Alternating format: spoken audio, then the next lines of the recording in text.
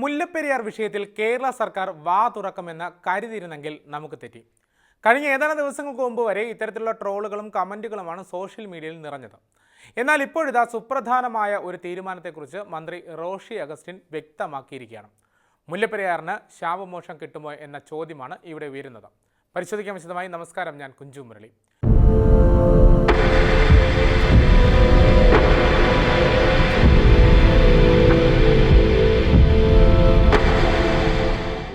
മുല്ലപ്പെരിയാറിൽ ഉൾപ്പെടെ 9 പുതിയ ഡാമുകൾ നിർമ്മിക്കുന്നതിന് സർക്കാരിന് പദ്ധതിയുണ്ടെന്ന് മന്ത്രി റോഷി അഗസ്റ്റിൻ നിയമസഭയെ അറിയിച്ചിരിക്കുകയാണ്. പ്രളയ നിയന്ത്രണത്തിനായി പെരിയാർ, ചാലക്കുടി, ചാലിയാർ, പമ്പ, അച്ചൻകോവിൽ, മീനച്ചിൽ നദീതടങ്ങളിലാണ് പ്രളയ പ്രതിരോധ ഡാമുകൾ നിർമ്മിക്കാനും സർക്കാർ നടപടി തുടങ്ങിയിട്ടുള്ളത്.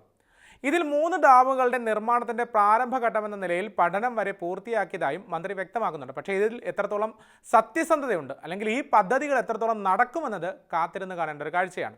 ഏറെ വർഷങ്ങൾ പഴക്കമുള്ള മുല്ലപ്പെരിയാർ ഡാമിന്റെ സുരക്ഷ മുൻനിർത്തിയാണ് പുതിയ അണക്കെട്ട് നിർമ്മിക്കാൻ സർക്കാർ നീക്കം നടത്തുന്നതെന്നാണ് പറയുന്നത്. ഇതുമായി ബന്ധപ്പെട്ട് DPR തയ്യാറാക്കിയിട്ടുണ്ടെന്നും പറയുന്നു. കേന്ദ്ര സർക്കാരിന്റെ പാരിസ്ഥിതിക ആഘാത പഠനത്തിനായുള്ള അനുമതിക്കായി ശ്രമം തുടർന്ന് വരികയാണെന്നാണ് പറയുന്നത്. തമിഴ്നാടിന് ജലവും കേരളത്തിന് സുരക്ഷയുമാണ് എന്നതാണ് ഈ വിഷയത്തിൽ കേരളത്തിന്റെ നയമെന്നാണ് മന്ത്രി വ്യക്തമാക്കുന്നത്. പക്ഷേ കേരളത്തിന്റെ സുരക്ഷ എത്രത്തോളം പ്രാവർത്തികമാകുന്നുണ്ട് എന്നുള്ള ചോദ്യം അവിടെ ചോദ്യചിഹ്നമായി തന്നെ അവശേഷിക്കുകയാണ്. കാവേരി ട്രിബ്യൂണൽ ഉത്തരവ് പ്രകാരം പാമ്പാർ സബ് ബേസിനിൽ നിന്ന് 3 പദ്ധതികളിലായി 3 ഡാമുകൾക്ക് വേണ്ടി തൃശൂർ ഫീൽഡ് സ്റ്റഡീസ് സർക്കിൾ പഠനം നടത്തിയിട്ടുണ്ട്.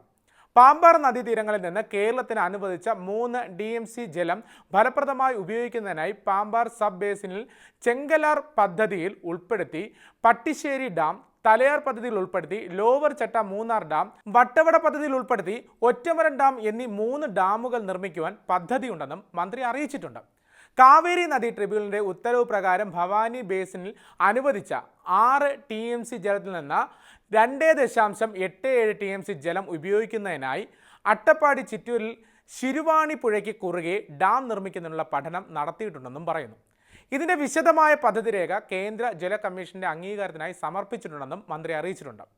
ചാലക്കുടി പുഴയുടെ പോഷക നദിയായ കാരപ്പാറ പുഴയിൽ അണക്കെട്ട് നിർമ്മിക്കാനും പദ്ധതിയുണ്ട്. ഇതുവഴി ചാലക്കുടി പുഴയിൽ പ്രളയം തടയുന്നതിനും ജലവൈദ്യുതി ഉൽപ്പാദനത്തിനും കുടിവെള്ളത്തിനും കാർഷിക ആവശ്യത്തിനുമായും ജലം ലഭ്യമാക്കാനും സാധിക്കുമെന്നാണ് പ്രതീക്ഷിക്കുന്നത്.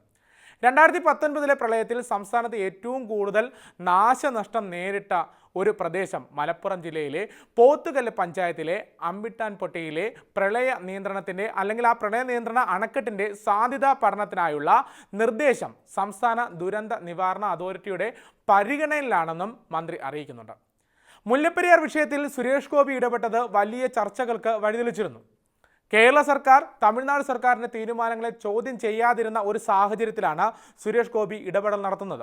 സുരേഷ് ഗോപിയും ISRO ചെയർമാൻ S. സോമനാഥും തമ്മിൽ നടത്തിയ ചർച്ചയാണ് മാധ്യമങ്ങളിൽ അന്ന് ഇടം പിടിച്ചതും ചർച്ചകളിലേക്ക് വീണ്ടും വഴിതെളിച്ചതും. ഈ സാഹചര്യത്തിലാണ് മന്ത്രി റോഷി അഗസ്റ്റിൻ കേരള സർക്കാരിൻ്റെ അഭിപ്രായം രേഖപ്പെടുത്തുന്നത്. അതാണ് ഏറ്റവും കൂടുതൽ ചർച്ചയാകുന്ന ഒരു കാര്യം.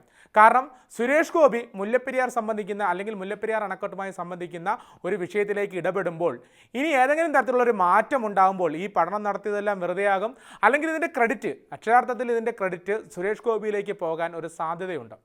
നിലവിൽ തൃശ്ശൂരിൽ വിജയിച്ച് നിൽക്കുന്ന സുരേഷ് ഗോപിക്ക് കേരളത്തിൽ ഏതെങ്കിലും തരത്തിലുള്ള വിഷയങ്ങളിൽ ഇടപെട്ട് കഴിഞ്ഞാൽ, അതിലൊരു മൂവ്മെൻറ്റ് ഉണ്ടായിക്കഴിഞ്ഞാൽ, അതിലൊരു മാറ്റം ഉണ്ടായിക്കഴിഞ്ഞാൽ നിലവിൽ കോൺഗ്രസിനെയും അതിനേക്കാൾ ഉപരി ഇവിടെ ഭരിക്കുന്ന ഇടതുപക്ഷ സർക്കാരിനെയും വലിയ രീതിയിൽ ബാധിക്കുമെന്ന് സർക്കാരിനറിയാം. അതുകൊണ്ടാണ് സർക്കാർ ഇത്തരത്തിലുള്ള ഒരു ഇടപെടൽ നടത്തുന്നത്. അതേസമയം മുല്ലപ്പെരിയാർ അണക്കെട്ടിൻ്റെ വൃഷ്ടിപ്രദേശത്ത് കനത്ത മഴ തുടരുന്ന ഒരു സാഹചര്യം കൂടിയുണ്ട്. അണക്കെട്ടിലേക്കുള്ള നീരൊഴുക്ക് വർദ്ധിക്കുന്ന ഒരു സാഹചര്യമാണ്. കഴിഞ്ഞ ദിവസം അണക്കെട്ടിൽ 26.6 മില്ലിമീറ്ററും തേക്കടിയിൽ 25.2 മില്ലിമീറ്ററും മഴ രേഖപ്പെടുത്തുകയും ചെയ്തു. വനത്തിനുള്ളിൽ കനത്ത മഴ തുടരുന്നതിനാൽ നീരൊഴുക്ക് ശക്തമായി ജലനിരപ്പ് വേഗത്തിൽ കൂടുമെന്നാണ് സൂചനയുമുള്ളത്. കഴിഞ്ഞ ദിവസം വൈകുന്നേരം 117.95 അടിയാണ് അണക്കെട്ടിലെ ജലനിരപ്പായി രേഖപ്പെടുത്തിയത്. സെക്കൻഡിൽ 1049 ഘന അടി വെള്ളം അണക്കെട്ടിലേക്ക് ഒഴുകിയെത്തുന്നുണ്ടെന്നാണ് കണക്ക് രേഖപ്പെടുത്തുന്നത്.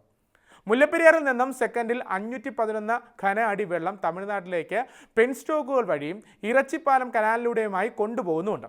തമിഴ്നാട്ടിലെ തേനി ജില്ലയിലെ ചെറിയ മഴയും രേഖപ്പെടുത്തുന്നുണ്ട്. മുല്ലപ്പെരിയാർ അണക്കെട്ടിലെ വെള്ളം സംഭരിക്കുന്ന തമിഴ്നാടിൻ്റെ വൈഗ അണക്കെട്ടിൽ പരമാവധി സംഭരണശേഷി 71 അടി മാത്രമാണ്. ഇവിടെ 47.44 അടിയാണ് ഇപ്പോൾ ജലനിരപ്പ്. വൈഗ ഡാമിൻ്റെ വൃഷ്ടിപ്രദേശത്ത് ഇപ്പോൾ മഴയില്ല. മുല്ലപ്പെരിയാർ അണക്കെട്ടിൻ്റെ അനുവദനീയമായ ജലനിരപ്പ് 142 അടിയിലേക്ക് എത്തുന്നതനുസരിച്ച് കൊണ്ടുപോകുന്ന വെള്ളത്തിൻ്റെ അളവ് തമിഴ്നാട് വർദ്ധിപ്പിക്കുകയും ചെയ്യും. തിങ്കളാഴ്ച വൈകിയും മുല്ലപ്പെരിയാർ അണക്കെട്ടിൻ്റെ പ്രദേശങ്ങളിൽ കനത്ത മഴ തുടരുന്നൊരു സാഹചര്യം ഉണ്ടായിരുന്നു. ചൊവ്വാഴ്ചയും അത് തുടരുകയും ചെയ്തു. ഈ ഒരു സാഹചര്യത്തിൽ മുല്ലപ്പെരിയാർ അണക്കെട്ടിലുള്ള ജലനിരപ്പ് ഉയരുമ്പോൾ എന്തൊക്കെ മാറ്റങ്ങൾ ഉണ്ടാകുമോ എന്നുള്ളൊരു ചോദ്യവും ഉയരുന്നുണ്ട്. മുല്ലപ്പെരിയാറിനൊരു ശാവമോഷം മന്ത്രി റോഷി അഗസ്റ്റിൻ പറഞ്ഞതുപോലെ ലഭിക്കുമോ എന്നും കാത്തിരുന്ന് കാണാം.